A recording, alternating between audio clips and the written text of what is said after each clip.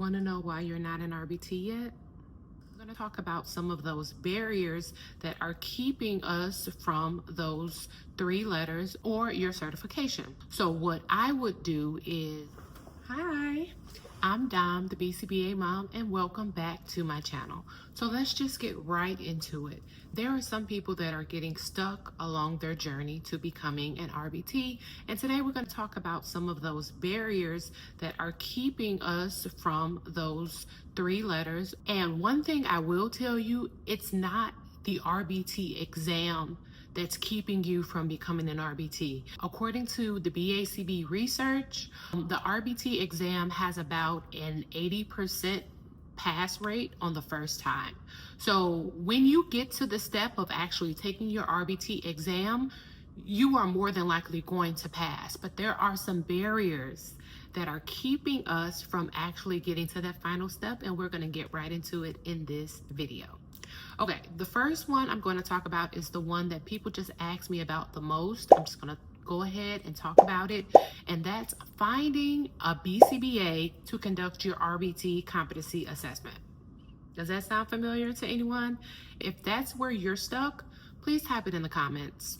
That's actually the question that I get asked the most. A lot of people even reach out to me and say, hey Dom, can you conduct my RBT competency assessment? I really wish I could. I really wish I could help you along this part of your journey personally, and I cannot, and let me tell you why, or why this is a very common barrier.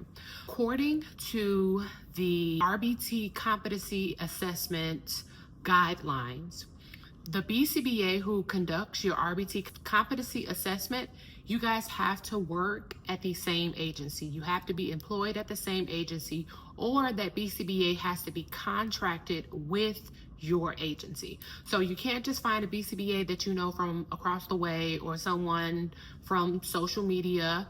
You can't. You guys have to work together, and typically, I think that stems from a lot of this is usually done in a clinic, and there's a lot of oversight with the BCBAs and the RBTs.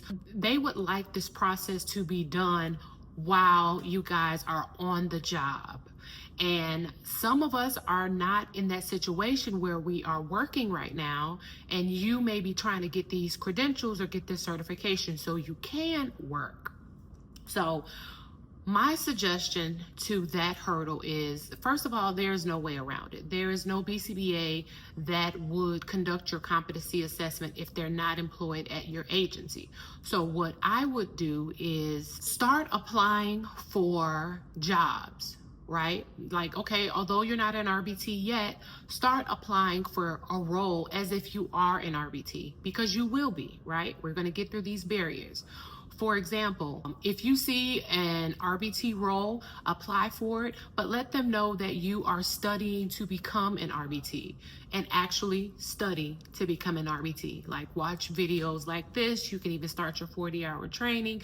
Do things that are going to set you apart, even though you don't have the final certification yet. Say, I am very interested in learning how to become an RBT. I am very interested in behavior analysis. I do my own research. I watch a lot of videos. I've read the handbook. Whatever will get you that position or get you a foot in the door so that you can complete all of the other steps.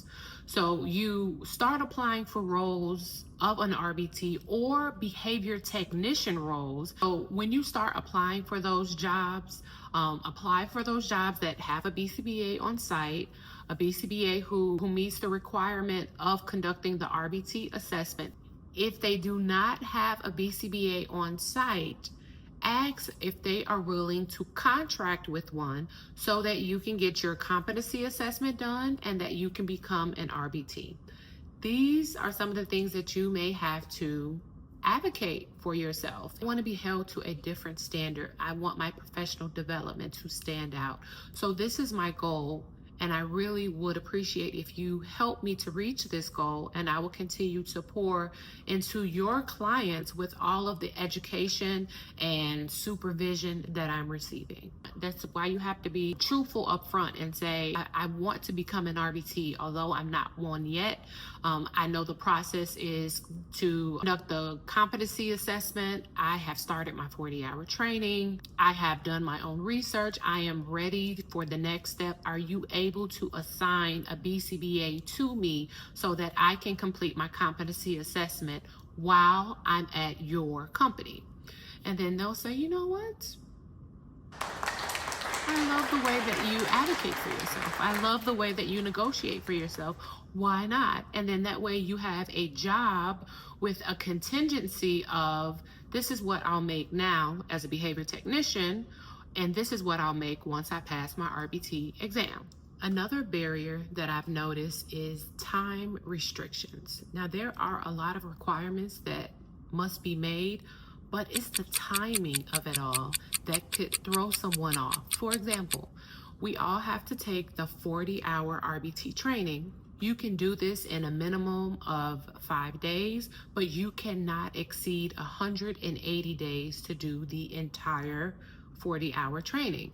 Now, unless you take a full week off of work to just dedicate to this 40-hour training, you can't do this and other things at the same time. It's incompatible, right? Like, this is not a training where you can multitask and scroll on your phone and work your other job or have a movie going on. No, you are learning a new language. You are learning a skill set that is supposed to be therapeutic. So you really need to be all in. If you can't be all in 180 days, it may count you out. Another time frame I noticed is that you have to have a criminal background check conducted within the last 180 days of you applying to become an RBT. So once again, that's about 5 months. I don't know, I'm not a math major. It's about five to 6 months. And then after you meet all of these requirements, finishing your 40-hour training, passing your competency assessment, getting your criminal background check, after doing all of this, you have 90 days to... All of this must occur no more than 90 days before you actually apply for your RBT exam, right? So many numbers, like, somebody make it make sense. So it's a lot to have perfect timing with all of it. So this is what I would do, just like we discussed before. If you are starting a new job, one of the onboarding processes is usually a criminal background check. So once you apply for this job to become an RBT, you get your criminal background check done immediately. You may even get your 40 hours of that RBT training done on the job. That way you don't have to do it outside of work. Once again, that's the same place that you'll get your competency assessment done, at that job with that BCBA. And that way everything is lining up immediately when you start that job. So that's why I say up front, let them know your intentions, let them know your game plan, your professional development game plan, because they're not looking for you to advocate for yourself on that level. However, you as an RBT are very much in demand. So you need to advocate for the things that you need and get that job.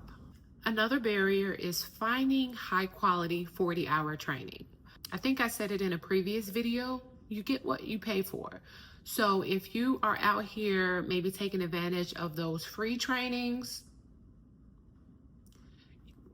it may not have as much quality as a training that is $79, $89, $99, right? I would just ask about the syllabus and the criteria up front and read the reviews. Okay, so another barrier is not being able to pass the competency assessment. So let's say you found a BCBA, you're sitting in front of them and it's time to demonstrate these skills and you're like, I'm tensing up, I'm freezing up. I know this term, but I can't remember it. I'm overthinking it. I'm just doing all the things and I can't pass this exam. That is a barrier. And I've seen it happen before where You're qualified to be in this place right now because you've taken a 40-hour training, you've passed those mock exams, so you are meant to be here, but you get nervous when you are in front of someone and you have to display these skills. Let's talk about it. The RBT competency assessment includes 20 plus tasks that you have to do across skill acquisition, behavior reduction, assessments, documentation, and ethics. So it's a lot. What I love about it is it's not a written test. So that typical test anxiety that you may get, like you could just talk it out. What I really, really love about it is the role-playing aspect. So you may not say every terminology completely correct, not sound like the textbook, but if you're in the ballpark, if you can show me that you know what this skill is and that you can demonstrate that, that's a pass for me. Honestly, in real life, we don't use this terminology. We don't say latency and duration and frequency. We just say how many times did the behavior happen and how long did it last? Okay, so if you can explain that to me and you can demonstrate those skills and show me, it's also the BCBA's responsibility to give you feedback in the moment. So let's say you got something not quite right. Okay, you didn't pass this time. You got to come back and take it again. Take the feedback of what they said and practice that skill set and come back. Don't give up on this step. You've come so far. Please keep going.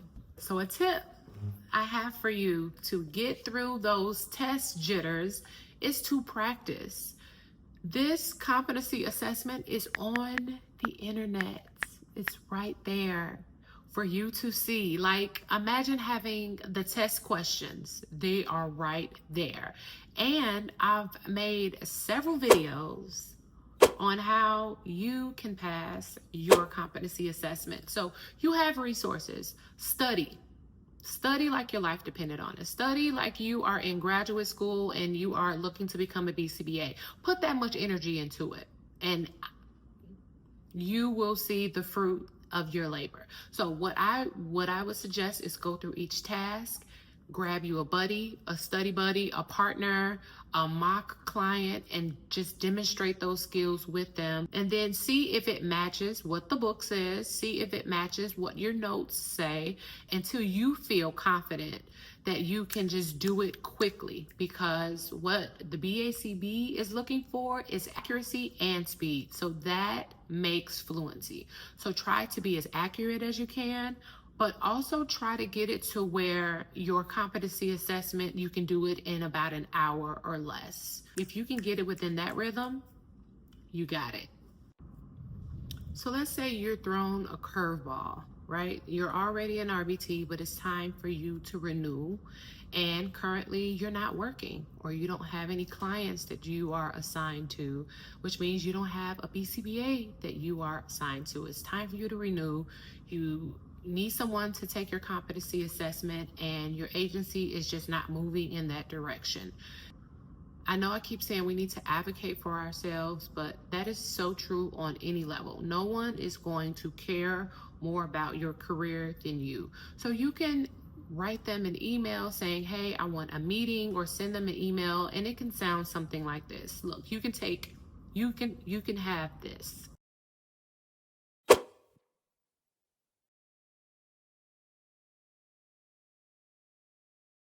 All I need is your support, whether it's time for training, help connecting me with a supervisor, or just encouraging me along the way. I truly believe this is a win-win-win for all of us. Okay, so comment below and tell me which barrier you have encountered and how did you get over that barrier? Are you still stuck right there? And if you found anything helpful during this video, please comment that as well, right? I want to know what's working and what's not working. Please don't forget to like, comment, and subscribe. I really appreciate all of the love. I love the community that you guys are like bringing here. I love it here. I just want you guys to know that. And I love sharing this information with you. I'm going to be here. TT is not going anywhere. I'm going to keep giving out this information because I want us all to win in life. And if we have amazing RBTs in the field, that is only going to push the field forward in a major way. So, signing off, I'm the BCBA mom, and I'll see you on the next one. Bye.